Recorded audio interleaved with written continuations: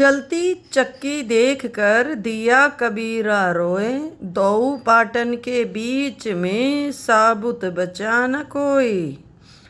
पानी गिरा बुदबुदा आसमानस की जात, एक दिन छुप जाएगा जो तारा प्रभात। अमर करूँ सतलोक पठाऊं, ताते बंदी छोड़ कहाऊं।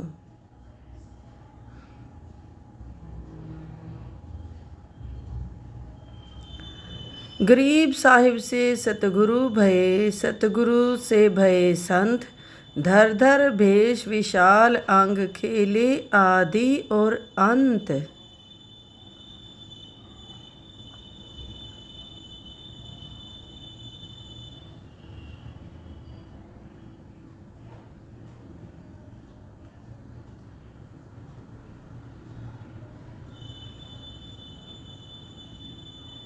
सांस सांस सुमिरन करो, सांस व्यर्थ ना जाए। न जाने कब सांस सांस में अंतिम क्षण आ जाए। ऐसे ही संत रामपाल जी महाराज के सत्संग सुनने के लिए जुड़िए हमारे चैनल के बीच में।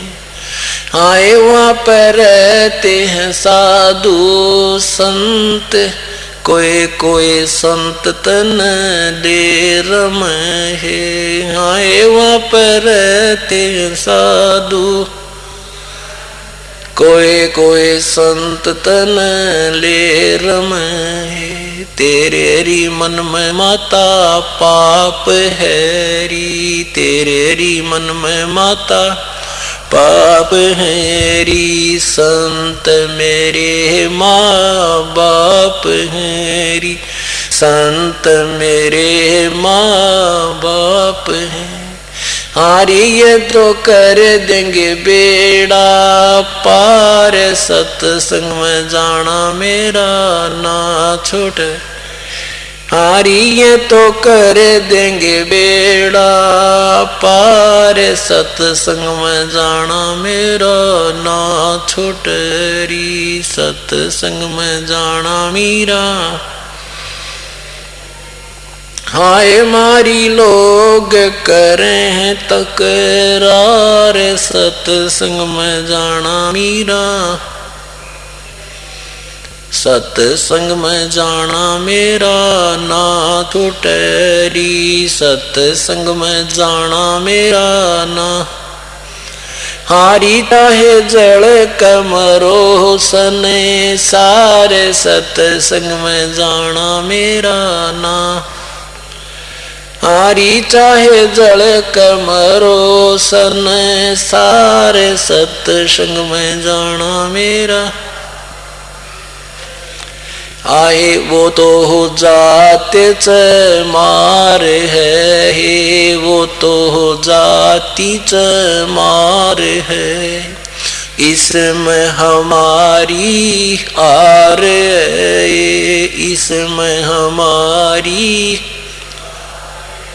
तेरे लेख माता वो चमार है री, तेरे री लेख माता चमार है। मेरा सिरजन आर री, मेरा सिरजन हारी वो तो मीरा के गुरु रविदास, सत्संग में जाना मेरा ना छूट। हारी मीरा के गुरु रविदास, सत्संग में जाना मेरा ना छूट री, सत्संग में जाना मेरा छोड़। आए मारी लोग करें तकरार, सत्संग में जाना मेरा। सत्संग में जाना मेरा ना छूटरी, सत्संग में जाना मेरा। आरी चाहे जल कमरो सन सारे, सत्संग में जाना मेरा ना। वो तो हो जाते च मारे है, वो तो हो जाते च मारे है। इसमें हमारी हार है, इसमें हमारी तेरे लेख। लेकिन उसी सुविधाओं को देखकर उन्हीं शक्तियों को हम परिचित होकर के ये मान लें कि ये जो दूसरी कार में सहयोगी मुख्यमंत्री ऐसा प्रधानमंत्री को भी तो ऐसा वो अनजान आदमी कह सकता जिसने कतिये बेरा ना हो, जिसको जानकारी है वो अच्छी तरह समझ सकता। अब हम आपको, क्योंकि स्वामी दयानंद जी महाराज ने, ऋषि जी ने हमें बहुत कुछ समाज को दिया और माना जाता है। अभी आपको सत्यार्थ प्रकाश से उनका वर्णन सुनाएंगे, उनका अपनी व्याख्या, जो कि बहुत श्रेष्ठ ज्ञान मान करके हमें स्वीकार किया था। और फिर बंदी छोड़ गरीबदास जी का ज्ञान आप सुनोगे जब अपने आप पता चल जाएगा कि ज्ञान ये भी है, ये ब्रह्म तक का जानकारी है। इससे ऊपर जानकारी है सत्पुरुष की, परब्रह्म तथा पूर्ण ब्रह्म। तो ये सत्यार्थ प्रकाश पृष्ठ नंबर 174, वेदों का प्रकाश, वेद ग्रंथ, ऐसा इसके ऊपर हेडिंग लिखी हुई। तो प्रश्नकर्ता प्रश्न कर रहा है कि जब निराकार है तो परमात्मा, प्रश्न करता है कि परमेश्वर को आप निराकार मानते हो या साकार। तो स्वामी जी उत्तर दे रहे हैं कि उत्तर निराकार मानते हैं। ये 84वां प्रश्न है, 84। वो कहते हैं मैं निराकार मानता हूं। फिर कहते हैं प्रश्नकर्ता प्रश्न कर रहा है कि जब निराकार है तो वेद विद्या का उपदेश बिना मुख के उच्चारण कैसे हो सका होगा, क्योंकि वर्णों के उच्चारण में तत्वादि स्थान जीव्या का प्रयत्न अवश्य होना चाहिए। उत्तर स्वामी जी देते हैं कि परमेश्वर के सर्वशक्तिमान और सर्वव्यापक होने से जीवों को अपनी व्याप्ति से वेद विद्या के उपदेश करने में कुछ भी मुखादि की अपेक्षा नहीं है, क्योंकि मुख जीवा से उच्चारण अपने से भिन्न के बोध होने से के लिए किया जाता है, कुछ अपने लिए नहीं। क्योंकि मुख जीवा के व्यापार में करे बिना भी मन के अनेक व्यवहारों का विचार और शब्द उच्चारण होता रहता है। कानों को उंगलियों से मूंद कर देखो, सुनो, बिना मुख जीवा तलवादी स्थानों से किसे कैसे शब्द हो रहे हैं। वैसे जीवों को अंतर्यामी रूप से उपदेश किया है, किंतु केवल दूसरों को समझाने के लिए उच्चारण करने की आवश्यकता है। जब परमेश्वर निराकार सर्वव्यापक है तो अपनी अखिल वेद विद्या का उपदेश जीवस्थ स्वरूप से जीवात्मा में प्रकाशित कर देता है, फिर वह मनुष्य अपने मुख से उच्चारण करके दूसरों को सुनाता है। इसलिए ईश्वर में दोष नहीं आता। यहाँ स्वामी जी का कहना है कि परमात्मा तो निराकार है, पर वो किसी श्रेष्ठ व्यक्ति के अंदर आकर अपना विचार, अपनी ज्ञान दे देता है। ठीक है। अब प्रश्न किया है कि किन आत्माओं में कब वेद का प्रकाश किया। उत्तर दिया स्वामी जी ने कि संस्कृत भी लिखा है, या किसी ब्राह्मण का आगे प्रकरण भी दे रखा है। प्रथम सृष्टि की आदि में परमात्मा ने सबसे पहले भगवान ने अग्नि, वायु, आदित्य तथा अंगिरा इन ऋषियों के आत्मा में एक एक वेद का प्रकाश किया। अब विचार से सुनते जाइए कि एक ऋषि की आत्मा में परमात्मा ने एक वेद का ज्ञान दिया।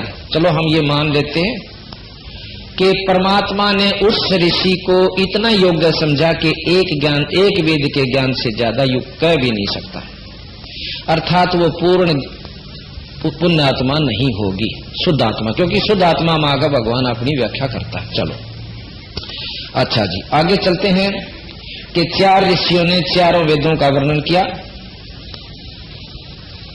तो इस प्रकार यह प्रश्न है कि या वह ब्राह्मणम विदिता, ये वैसे संस्कृत है, उसका उत्तर है कि प्रश्न हिंदी में यह है कि यह उपनिषद का वचन है, इस वचन से ब्रह्मा जी के हृदय में वेदों का उपदेश किया। फिर अन्य आदि ऋषियों, अग्नि आदि ऋषियों के आत्मा में क्यों कहा? ब्रह्मा की आत्मा में अग्नि आदि के द्वारा स्थापित कराया। देखो मनुस्मृति में क्या लिखा, यानी स्वामी जी मनुस्मृति को भी मानते हैं। उधर से ब्राह्मण, जो ब्राह्मण 4-5 ग्रंथ हैं, उन ब्राह्मण ग्रंथों को भी मानते हैं कि उनमें भी भगवान ने आकर अपनी व्यवस्था दी और उन ऋषियों ने अपनी व्याख्या अपने अनुसार, क्योंकि परमात्मा ने बताया, उन्होंने लिखा, ऐसा इनका मानना है। तो जिस परमात्मा ने सृष्टि में मनुष्यों को उत्पन्न करके अग्नि और 4 महाविषयों के द्वारा 4 वेद, 4 महर्षियों के द्वारा 4 वेद ब्रह्मा को प्राप्त कराए, और उस ब्रह्मा ने अग्नि, वायु, आदित्य और अंगिरा के से यजुर, शाम और अथर्ववेद का ग्रहण किया। अब ये स्वामी जी मानते हैं कि मनुस्मृति में यूं लिख रखा है कि प्रथम परमात्मा ने ब्रह्मा को वेद दिए और फिर वेद ब्रह्मा ने आगे इन 4 ऋषियों को के मुख से कहाया। अब इस बात को, इसको तथ्य लेकर चले स्वामी जी, इसका सिद्ध हुआ कि यहाँ वो ब्रह्मा को मानते हैं। अगर मनुस्मृति को समर्थता दी है तो ब्रह्मा भी माना इन्होंने। उधर से कहते हैं कि ब्रह्मा कोई ऐसा वो नहीं है, वो एक आदमी था, व्यक्ति था। अब आगे लेते हैं कि प्रश्न किया कि किसी देश भाषा में वेदों का प्रकाश न करके संस्कृत में क्यों किया? अब स्वामी जी कहते हैं कि जो किसी देश भाषा में प्रकाश करता तो ईश्वर पक्षपाती होता। ये सत्यार्थ प्रकाश कर रहा है, आप ध्यान से सुनिए, विचार कीजिए। हम फिर इसको विस्तार से बताएंगे आपको कि पक्षपाती किस तरह होता है। तो क्योंकि जिस देश की भाषा में प्रकाश करता उनको सुगमता और विदेशियों को कठिनता वेदों के पढ़ने पढ़ाने में होती। कहते हैं कि अगर किसी की मातृभाषा में, जैसे हरियाणवी भाषा में लिख देता तो दूसरी भाषा वाला में दिक्कत होती, और तीसरी भाषा में लिख देता तो उनको होती। इसलिए भगवान पक्षपात नहीं किया और संस्कृत में कर दिया, जो कि किससे का समझ में नहीं आवती। संस्कृत आज बताओ कितने प्रतिशत जान सकते हैं? अब आगे चलिए। इसलिए संस्कृत में ही प्रकाश किया, जो कि किसी देश भाषा नहीं, और वेद भाषा अन्य सब भाषाओं का कारण है, उसी में वेदों का प्रकाश किया। जैसे ईश्वर की पृथ्वी आदि सृष्टि सब देश व देश वालों के लिए एक सी है, सब शिल्प विद्या का कारण है, वैसे परमेश्वर की विद्या की भाषा भी एक ही होनी चाहिए। सब देश वालों को पढ़ने पढ़ाने में तुल्य परिश्रम करने से ईश्वर पक्षपाती नहीं होता और सब भाषाओं का कारण भी है। अब बंदी छोड़ महाराज के बारे में हम बताएं कि संस्कृत वो परमात्मा पक्षपाती है या ये है? गरीबदास परमात्मा ने सब भाषाओं में अपने उन्हीं 4 वेदों को सरलार्थ किया, सरल किया, और जो का तो और सब शास्त्रों को बताया कति जाटू भाषा में, जिस भी देश की जैसी भाषा। इस ग्रंथ साहिब में सभी देश और प्रदेश की सभी भाषाओं का मिश्रण है। उर्दू, फारसी, अरबी, तुर्कानी, हिंदी, कति मातृभाषा, वहां की भी मातृभाषा। एक शब्द है इसमें, पोइस बाबा पोइस है, चला जावा पथ पोइस है, और जिन पोइस का मर्म ना जाना वो जन्म आकार आगे पोइस पाछे पोइस पोइस पोइस पोइस है, और जिन पोइस का मर्म ना जाना जन्म आकार खोइस है। गरीबदास चालू आंचा छोड़ो जहां आवागमन नहीं होइस है। पोई ये एक बिहार की भाषा है। एक बिहारी था कि वो कहने लगा जी पोइस रास्ते को कहते हैं, रा कि सब पंथ कहते हैं, पंथ पंथ हो रहा है, रास्ता रास्ता हो रहा है। रास्ता असली वो है जो सत मार्गदर्शक आपको दे। आगे पोइस पाछे पोइस और पोइस पोइस पोइस है, यानी पीछे जो हमने जानकारी हुई वो भी रास्ता ज्ञान था, आगे जो अब दे रहे हम यो भी पोइस सबीरा। जहां तक वेद बताकर डट गए हम, वहां से आगे आपको बता रहे हैं यो भी रास है। और कहते हैं जिन पोइस का मर्म नहीं जाना वो जन्म का अर्थ खोइस। गरीब दास वहां जाले छोड़ू जहां आवागमन नहीं हुई से। स्वामी जी खुद मानते हैं कि जीव अमर नहीं हो सकता, कोई चार मुक्ति नहीं है। और जबकि अन्य विद्वान जितने भी आज तक किए हुए सब इन मुक्तियों को मानते हैं कि चार मुक्ति हमारे ऐसे ऐसे प्राप्त होती है। अब यहां देखिएगा कि बंदी छोड़ भगवान ने उनकी पोइस और चला जावा पग पोइस है, जो पाया चाला वो पग पोइस, यानी सरलार्थ भी और शब्दार्थ भी और साथ में उसका भावार्थ भी। और कहना के चाह वो भी कह दिया। पोइस चला जावे पद पोइस है, जो पाए चाल का जा रास्ता राई उसे, उस पोइस का यहां कोई नहीं जानता और वहां पथ ने नहीं जानते पग ने, तो दोनों को समझा दिया चला जावे पग पोइस है, पाया चाल है वो पोइस है। उस पोइस को हम भी समझ पाए कि पग पाया चाल पड़ा उसने राह का आकर रास्ता से, तो भगवान यू अच्छा जिसने गटमट करके चार आदमी आगे सीमित कर दी और उन्होंने अपने ढंग से घोट कर उस विद्या को गलत किया, किसी प्रकार भी प्रचार किया और आज दुनिया को नास्तिक बना दिया अपने स्वार्थवश। तो जब तक हमने बंदी छोड़ गरीबदास जी के शास्त्र का ज्ञान नहीं होगा, इतने हम भक्ति पकड़ नहीं सकते, रास्ता लग नहीं सकते। इन्होंने कभी किसी की क्रिटिसाइज नहीं करी और ये जो ग्रंथ साहब सत्यार्थ प्रकाश है इसमें केवल क्रिटिसाइज 90% भरी हुई है। ये प्रश्नोत्तरी नारी है, आपको आगे दिखाएंगे कि उस पंथ में ये घटियापन है, उसमें ये घटियापन है, वो इतने गंदे हैं, उन वो ऐसे करते हैं। कबीर साहब के बारे में आपको जानकारी मैंने दी थी, ABC का भी ज्ञान मेरे ख्याल के बिल्कुल प्रमाणित है कि स्वामी जी ने नहीं था बंदी छोड़ के बारे में, और फिर भी लिख दिया कि वो तो एक तुच्छ बुद्धि जीवों का रास्ता है और जो है उसके से नीच व्यक्ति इकट्ठे हो जाया करते, उन पर अपनी धाक जमांदा जाए पाछ लोगों ने उसको सिद्ध बना लिया। कोई नहीं, जैसा भी कोई लिखा अपने लिए लिखता है, अपनी बुद्धि अनुसार नहीं लिख सकता है, कोई ऐसी बात नहीं।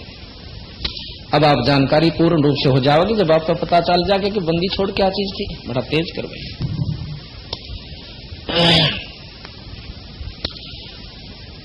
तो यहां लिखा है, इसलिए क्या एक ऋषि ने एक ही उसका बोध था, क्या नाम है, वेद का, अर्थात वो ऋषि भी पूर्ण नहीं था। और बंदी छोड़ने जब एक ने चारों वेद 6 शास्त्र 18 पुराण 11 उपनिषद महाभारत गीता, एक अनपढ़ आदमी के लिए जिसको कति ज्ञान नहीं है उसके लिए ये सब ज्ञान, इसलिए इस तरह समझो कि कहीं कुछ हुआ ना हो। आप नवजात शिशु को 10 साल के बच्चे ने पकड़ो और उससे पूछो कि महाभारत कद हुई थी, वेद के बताओ से वो नहीं बता सकता। वो कन्नो कहेगा क्यों उसे वेद किसे कहें से वेद।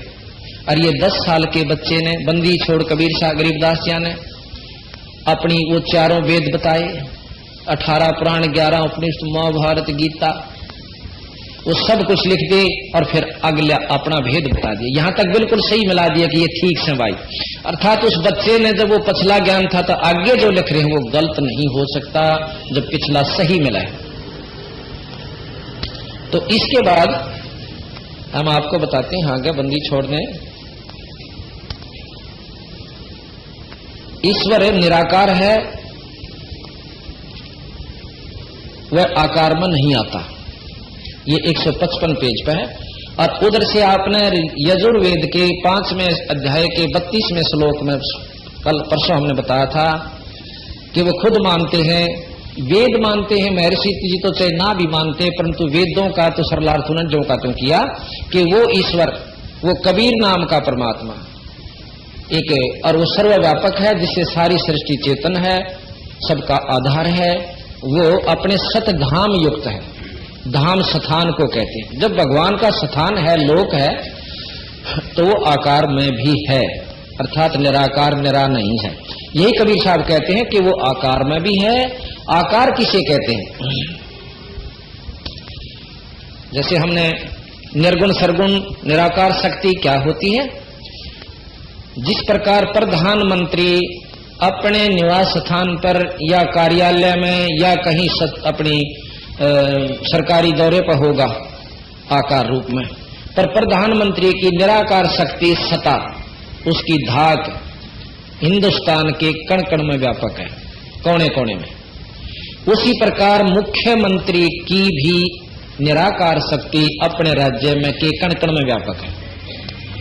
उससे नीचे आ जाइए, डिप्टी कमिश्नर, एसपी या और बड़े अधिकारी ले लीजिए, कोई भी किसी महकमे का है, उस बड़े अधिकारी की अपनी शक्ति भी उसके महकमे के हर कार्य क्षेत्र में सर्वव्यापक है।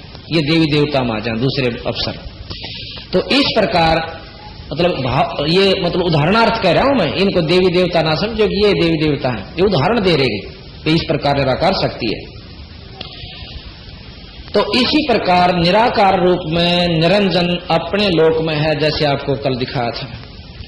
इसका अलग से एक लोक भी है और आकार रूप में, और निराकार रूप में सर्वव्यापक है अपने 21 ब्रह्मांड में, जैसे मुख्यमंत्री अपने राज्य में पूर्ण रूप से व्यापक है।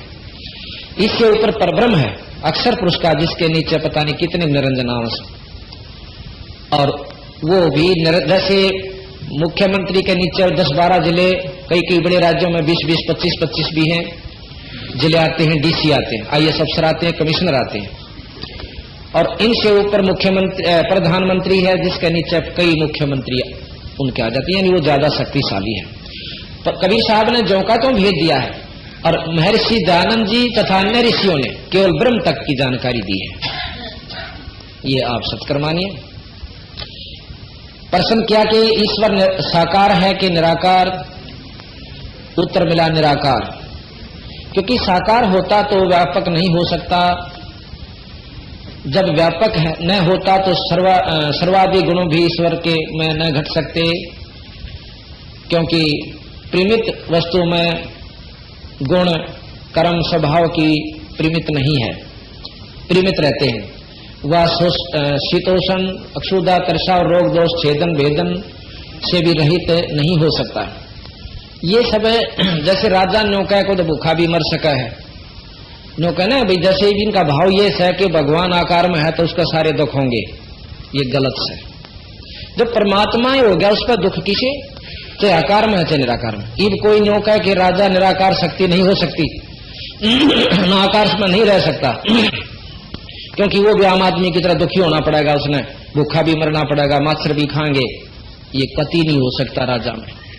राजा के पास वो सुविधा है, वो ठाठ करेगा और आकार में रहेगा। तो ये मतलब है सतगुरु कबीर साहब अनुसार, गरीबदास जी अनुसार कति मिथ्या भाषण है। ये भी नहीं कहेंगे कि मिथ्या है कि इनको जानकारी इतनी थी कि परमात्मा आकार में नहीं आ सकता। अब जंगल में रहने वाले जंगलियों को कदे जान कभी राजा नहीं देखा हो, और ना राजा के बारे में पता हो किसा हो आकर, पर भय जरूर न हो, भयभीत हो जाते हैं। जैसे राजा के अनुचर जाकर उन्हें कूट छेत दें, गोली ताई मार दें, उनको बदमाशी करते हो, तो उनको भय जरूर से कि कोई शक्ति सी है जो वहां से आकर हमने तंग कर जाती है, जैसे अवतार जाते हैं यहां से वहां से आते हैं। तो इस प्रकार हम कति अपरिचित हैं उस परमात्मा के बारे में जो कि आकार और निराकार में है। अगर हम केवल आकार में निराकार में मानते हैं तो ये सारे वेद फेल, ना सारे शास्त्र फेल। हमने और आकार में मानते हैं तो स्वामी जी फेल, और ब्रह्म भी फेल, वेद भी फेल। हमने दोनों को लेकर चलना होगा, और दोनों को लेकर कबीर साहब चले कि ये शास्त्र भी ठीक बताएं और ये भी ठीक बताऊं। जैसे 5 अंधे थे,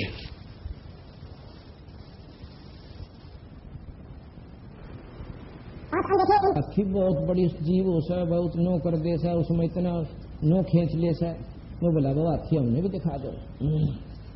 5 अंधों को हाथी के पास जाकर छोड़ दिया। अब एक कहता 5 आगे, एक का पूछड़, एक पेट तले यानी शरीर पर हाथ फेरे से, और दूसरे का उसकी सूंड ठगी, एक का कान का हाथ लग गया। पूर्ण विवरण ले लिया उसका कान का, किसा उसे छाज कैसा उसे, अपने मन में विचार की। फिर हाथी के पांव इसके ठहको आकर के फिर पूछा भाई देखा है हाथी? खूब देखा है। ये जो समाधिस्थ होने वालों के ऊपर व्याख्या है अनजानपने में। तो वहां क्या हुआ, जिसका 5 आए थे उन्होंने बोला हाथी बताऊं किसा उसे? अब देख थांब का हाथ लाकर बोला थांब कैसा उसे? जिसका पुछड़ ठाई थी ने बोला पटे के साओ थी। जिसका कान्ना का विवरण लेकर आया था पूरी जानकारी ने बोला छाज देखा है हाथी छाज के साओ से जैसा होता है। और सूंड ठाई थी ने बोला एक रबड़ की नाली सी हो ना मोटी ईसा उसा थी। उन्होंने कहा छोड़ने ने हाथी तो भाई थाम के साओ से। जिसका पेट पर हाथ फिरा था ने बोला बटोड़े के साओ साथी थे। क्यों करड़ा भी हो से और भारा भी इतना हो से। तब पांचों मुक्कम मुक्का घुसम घुसम एक आ गया क्यों लड़ो सो ने बोला इसने बेरा न ब्यारी अर्जों का हाथी छाज के सा हाथी तो ईसा मोटा हो से थाम के सा। और उन तुम भाई के बोला बटोड़े के सा हो साथी तो वो कैसे न बेरा है कौन एक का बोला पटे के सा। तो वो न बोला जिसको पूर्ण जानकारी है बीरा ये उसके अंग है। इन सबको मिलाकर हाथी बने। अब कोई तो विष्णु भगवान मान रहा है, कोई शंकर जी ने, कोई ब्रह्मा जी ने, कोई हनुमान जी ने, कोई गणेश ने, कोई माता ने, और कोई क्या नाम ब्रह्म तक ही सीमित हो गए। बंदी छोड़ते हैं कि ये उस पूर्ण ब्रह्म के अंश है, ये पूर्ण परमात्मा नहीं। इन तक काम डग रहा सोचता और उससे भिन्न भी नहीं, क्योंकि हर जीव महाराज कबीर साहब से आए हैं सतपुरुष से। तो इस प्रकार की व्याख्या जो बंदी छोड़ने दी है बीरा यो किता में लगी। इसलिए परमात्मा भी शरीर धारण नहीं कर सकता क्योंकि वो सारा दुखी हो जा। फिर ऐसे भी यहाँ सिद्ध पुरुष हुए हैं जिनमें अग्नि का भी असर नहीं होता। अर्थात आप देखते हो धोने के ऊपर 5-5 धोने लाकर जेठ की धूप में बैठ जाए उसमें कोई शक्ति सिद्धि है जिस तो उसका असर नहीं होता। और आप बैठ कर दिखाओ जड़ नहीं जाता। तो इसका मतलब ये है कि जब उस एक व्यक्ति में मनुष्यधार शरीर करके आ रहा है एक संत भगत है और वो साधना कर रहा है उसका आगे भी असर नहीं कर रही तो परमात्मा तो उसको बहुत सुपीरियर शक्ति है और वो आकार में आ जाता उस पर भी है जहां पर उस पर कोई भी ये 5 तत्व असर नहीं करते। तो इस प्रकार हमने जो जानकारी थी वो यही थी। अच्छा दूसरी तरफ लिखते हैं वेदों में आपको दिखाऊंगा कि महाराज कबीर साहब तथा अन्य शास्त्र और कबीर साहब इसको मान्यता देते हैं कि एक इंद्र नाम का भगवान से देवता है जो इंद्र लोक में रहता है। जैसे चीफ इंजीनियर हुआ करे और वो पानी का सारा प्रबंध यानी पानी बरसाना बादल करना ये सब उसके अंडर आते हैं। लेकिन और सारे ठाठ करता है उसके इतनी उर्वशी है ऐसा लिख रखा है। वो नो नाचता है ऐसे रहता है ऐसे ठाठ है उसके तो कितनी को सुंदर सुंदर औरतें हैं वहां नाचती रहती हैं ऐस करता है। तो वेदों में लिखा कि वो ऐश्वर्यवान भगवान से। अब बताओ यही खंड हो जाता है स्वामी जी का वर्णन कि उस पर फिर तो जाकर वो आकार में है तो उसका वो सारे गुण सुख और दुख उसको सेध देंगे। अब जब वो ऐश्वर्यवान है तो गुण सहित हुआ। जब ऐस का भोग रहा है वो परमात्मा तो उसमें जब उसमें सुख हो रहा है तो दुख भी होगा। इन्हीं का अपना विचार खंड हो जाता है कि जब ऐश्वर्यवान भगवान लिखा है उन्होंने इंद्र को कि इंद्र जो वेदों वर्णन है इंद्र का भी ब्रह्मा जी का भी विष्णु जी का भी शंकर जी का भी, पर उनको इन्होंने अलग अलग अपने दिमाग के अनुसार उनको उपाधि दे दी। ऐसा सतगुरु महाराज ने बताया। तो अब हम आपको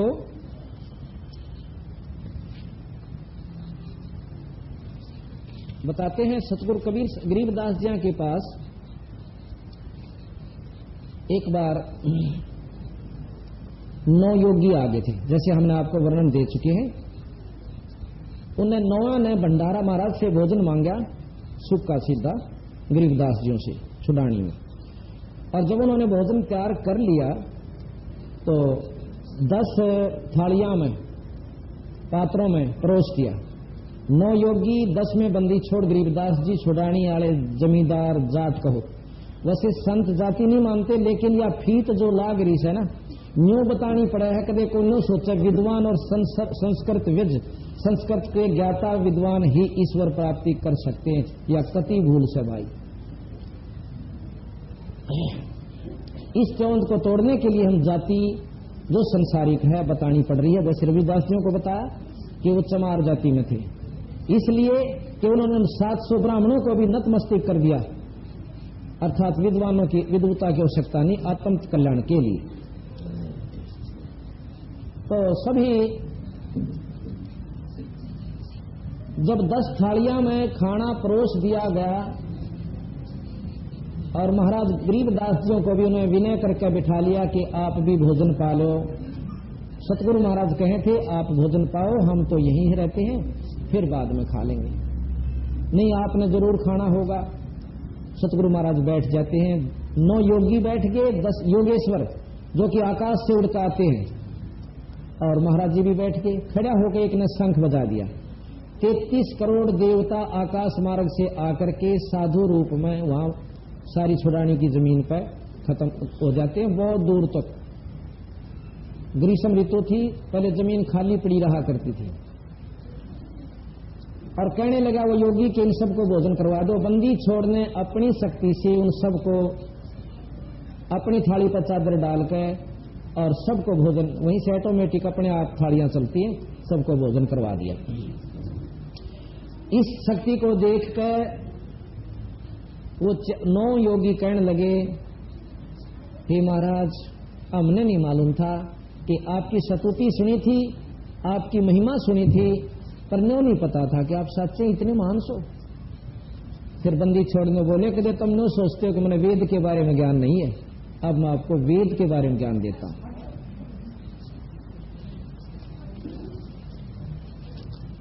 महाराज जी कहते हैं कि वेद जहां तक ज्ञान देते हैं हम उसको सत्य मान रहे हैं। गरीबदास जी महाराज कहते हैं असत नहीं माना हमने, लेकिन उस वेद के ज्ञान से काम नहीं चलता, जीव जन्म मरण का बंध खत्म नहीं होता, ऐसा सतगुरु महाराज का कथन है। अब आप सुनिएगा।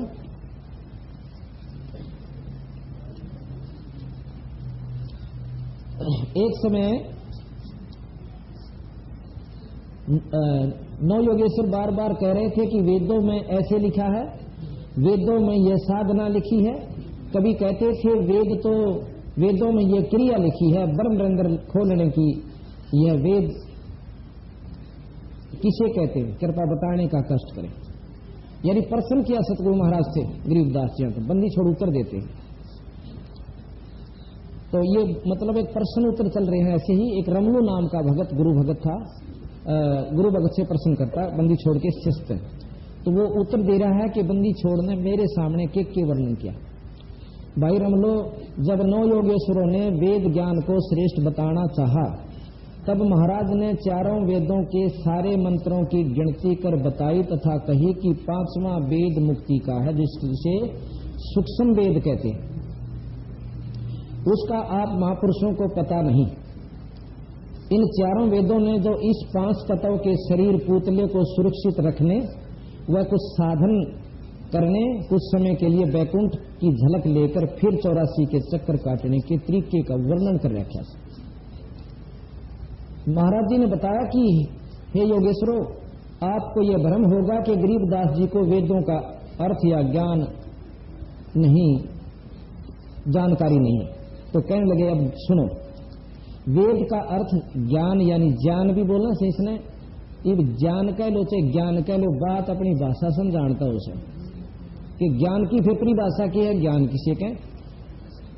वेद का अर्थ ज्ञान होता है। 4 वेद हैं, चारों में अलग अलग ज्ञान है।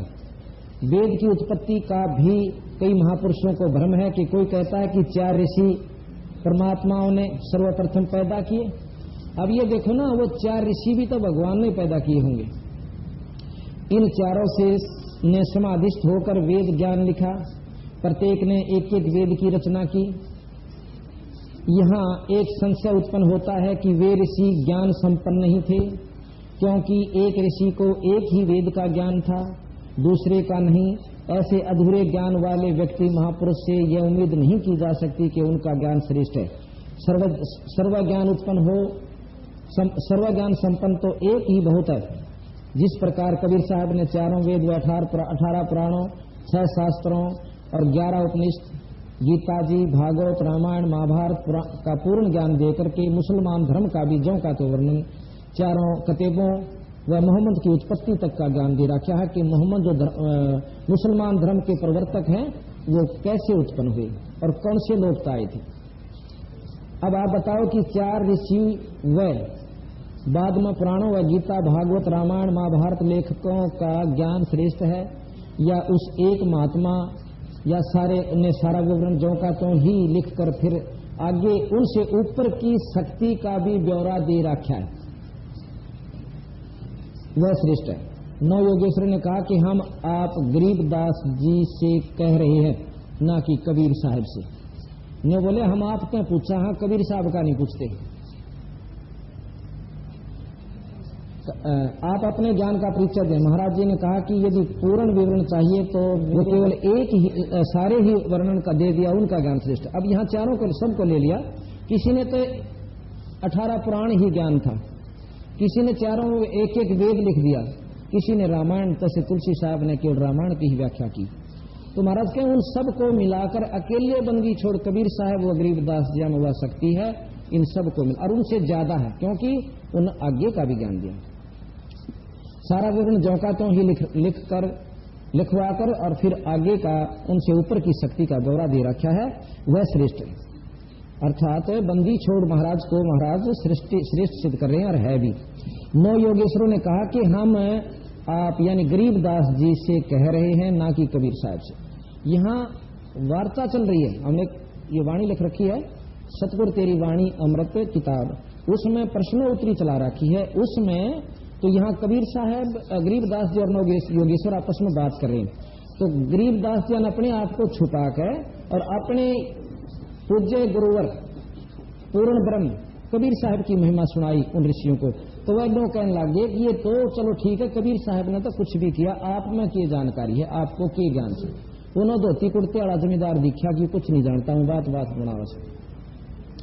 तो आपको क्या जानकर, हम आपसे पूछ रहे हैं, कबीर साहब से नहीं। आप अपने ज्ञान का परिचय दें। महाराज जी ने कहा कि यदि पूर्ण विवरण चाहिए तो मेरे द्वारा लिखवाया गया ग्रंथ तुम्हारे चारों वेदों को मिलाकर भी ज्यादा मंत्रों वाला है। वेदों का विवरण सुनो। 4 वेद हैं, ऋग्वेद, यजुर्वेद, सामवेद, अथर्ववेद। ये चारों वेद बताए। ऋग्वेद में क्या है, इसमें स्तुतियां हैं, भौतिक ज्ञान, निरंजन ज्योत स्वरूप तक का है। इसमें 10 मंडल, 8 अष्टक और 64 अध्याय, 85 अनुवाक और 1028 सूक्त हैं और 1024 वर्ग, 1024 वर्ग, 10,552 मंत्र और 2,53,792 शब्द और 209 देवता और 354 ऋषि यानी इसमें पात्र बना रखे। ये ऋग्वेद का वर्णन है। अब इसके कुल मंत्र जो हैं, अपने जो मंत्र हैं इसमें वेद मंत्र इसमें लिखा है 10,552। अच्छा, यजुर्वेद में लिखा कर्म कांड है, यज्ञ का वेद है, इसमें 40 अध्याय और 1975 मंत्र हैं, 90,525 शब्द हैं, कर्मों व यज्ञों का विस्तार पूर्वक वर्णन है। अब साम वेद है, उपासना साधना का वेद है, ज्योत स्वरूपी निरंजन तक है, इसमें 27 अध्याय हैं, 87 श्याम, 1875 मंत्र। श्याम के 2 भाग हैं, पूर्वार्चिक उत्तरार्चिक। आगे अथर्ववेद, इसमें साधना से प्राप्त उपलब्धियों का वर्णन है। जिस प्रकार साधक को पता चल जाता है कि उसकी साधना किस स्थान पर है, क्या स्थिति में है। इसमें 20 कांड, 25 प्रापाठक, अनुवाद, 760 सूत्र सूक्त और 731 वर्ग व 5,977 मंत्र हैं। यहां लिखा है कि 21 ऋग्वेद की, 101 यजुर्वेद की, 1000 सामवेद की और 9 अथर्ववेद की, कुल चारों वेदों की 1131 शाखाएं हैं। चारों वेदों के कुल 20,379 मंत्र हैं। चारों वेदों के मिलाकर के कुल 20,379 मंत्र हैं। अब सुनो मेरा गरीबदास का ज्ञान। मैं नी अक्षर हूं, मैंने ग्रंथ लिखवाया है जिसमें 24,000 मंत्र हैं। जो 5वां वेद है हम संत हरदम पढ़ते हैं, वह सूक्ष्म वेद है। चारों वेदों को पढ़ने वाला कभी भी जमदूतों से की जपेटों से नहीं बच सकता। गरीबदास जी की वाणी माता है, गरीब जो नर चारों वेद कथनते, देखे जम की जाली, यानी काल के ही जाल में रह गई। भैरों ने रक्षा ना कीनी, ना क्षेत्र पाल रखवाली। गरीब ज्ञान दान ब्रह्मा दिया, सकल सृष्टि माही, और सोम डूम मांगत पर जिन कुछ दीना नहीं। अब सतगुरु महाराज कहते हैं, गरीब चारों युग में हम पुकारे, कोक कया हम हेल रे, भाई हीरे माणिक मोती बरसे, यो जग चुगता ढेल रे। कि हम जो रास्ता मार्ग दर्शन कर रहे हैं वो सत्य है, और जो तुमने आज तक सुना वो मतलब ब्रह्म तक की स्थिति का ही आपको ज्ञान है। इस प्रकार वो चारों योगी महायोगेश्वर, जो 9 योगेश्वर थे, सतगुरु महाराज के चरण छूकर चले गए कि आपकी महिमा अपरंपार है। अब थोड़ा सा हम वाणी आपको पढ़कर सुनाएंगे ताकि आपको ज्ञान हो कि बंदी छोड़ का ज्ञान कितना श्रेष्ठ है। उसके बाद आपको 24 सिद्धि के बारे में जानकारी देंगे कि बंदी छोड़ गरीबदास जी ने अपने ग्रंथ साहब में 24 सिद्धियां का जो का तो वर्णन कर रखा है कि उनसे क्या उपलब्धि हो सके।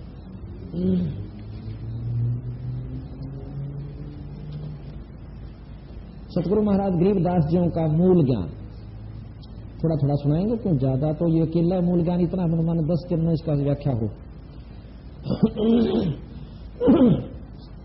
बंदी छोड़ महाराज कहते हैं, वेदे संग मिल दलदानी, जब ये पावे अक्त कहानी। उन्होंने समझाने लगे कि महाराज हमने तो ना सुना था। वो योगी कहने लगे कि ऐसा ज्ञान बंदी छोड़ हमने तो नहीं सुना था। उन्होंने बोले वेदी संग लीजे दलदानी, जिसने वो जानकारी हो उसके शिष्य बनो। आप मेरे से उपदेश लो, लाइक पल में पहुंचाऊं तो पर मानता यहाँ कोई नहीं। जो जहां रंग चुका है, जहां बैठ चुका है, उसे ऊपर में सरकने जी नहीं करता, बल्कि ज्ञानी होकर के श्रेष्ठ ज्ञान को नकारा कर देते। वेदी संग मिल दलदानी, जदिया पाव अक्त कहानी, प्रथम अंजल संयम राखे, योग लक्षण सब सतगुरु भाखे। प्रथम अंजल संयम यानी कम खावे, थोड़ी रोटी खावे, घना ने भरा नहीं पेट को, और कम पानी पीवे, यानी आवश्यकता अनुसार खावे। इतना भी नहीं ज्यादा खा ले कि आलस बन जावे, उठ ना सके या कई बार टट्टी जाना पड़े, यानी थोड़ा खावे और फिर साधना शुरू कर दे। योगियों को बताते हैं, फिर अपना रास्ता बताऊंगे। क्रिया नेम गणेश बखानो, धोती नीति कर अस्थानो, अजरी बजरी बंद बाई, द्वादश खेच पताल समाई, बामा चरण गुदा में लावे, आसन इंद्री मूल समावे।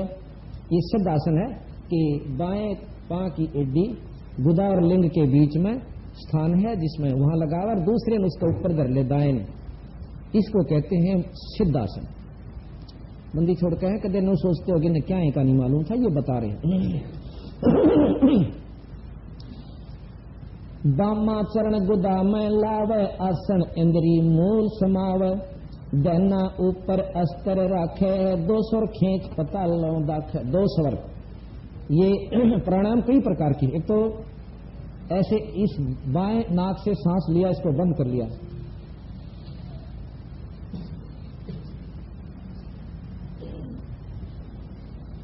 फिर बाएं को बंद किया, दाएं से काट दिया, फिर वापस दाएं चले,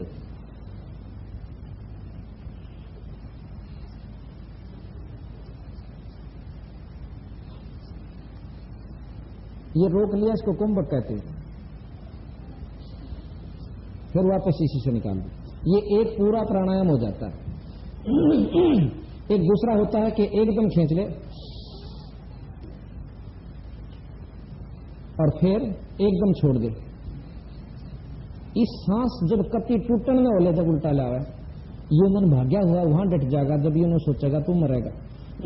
अब कितना मन जा रहा है, नाक बंद कर ले कोई आकर, और सोचा मर जा रहा है, उस सारे दुख न भूल जाता, वहां एकत्रित हो जाता है। इस प्रकार ये प्राणायाम एक बार इस मन को कुछ समय के लिए स्थान पर ले आओ से, पर पूर्ण रूप से नहीं रोक सकती है सीधी तरीका विधि। कहते दोनों स्वर खींच पतालों धावे, और फिर मतलब में घूम घाम कर जहां भी जिस लोक में जाना है वहां पहुंचा। मेरुदंड को राखे सोदा जाका कमल न होवे मुदा। मेरुदंड इस पछले कड़के बांस ने सीधा रखा। अब ये कमल कड़के बांस का बहुत छोटी छोटी इसमें छोटी छोटी गांठ सी, यानी जैसे सांप आपने देखा मरा हुआ उसकी हड्डी हड्डी देखे ऐसा उसे, और यो ऐसे मुड़ता मुड़ता कति मुड़ जाता है। ये इतना होकर के नो हो जाए, जब हम नो हो जाए तो कहते हैं यहां पर कमल बने हुए हैं, ये जो कल दिखाए थे इनमें पत्तियां हैं।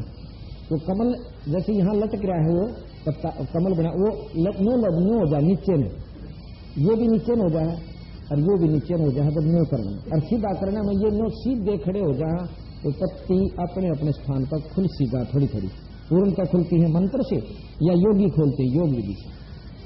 तो वो नो का नो रखा ताकि वो तेरे कमल सीधे रह जाए, कमल मुद्दे ना हो। मेरे दंड को राखा सोदा जाका कमल ना हो मुद्दा, यानी मुंदे ना पड़ा नीचे। ये बता इसमें संस्कृत अच्छी किया अच्छी जो कभी सीधा आम व्यक्ति समझ ले, इसमें समझाने लग रहे वो संस्कृत में कह रखा। तो यू निरपेक्ष परमात्मा हुआ, ना कि वो जिसने केवल संस्कृत में लिख दिया। दम का दगड़ा मंजन मांजे सुनका सुरमा अंजन अंजय। दम यानी सांस के द्वारा रास्ता बनाते हैं योगी जन नुचाला।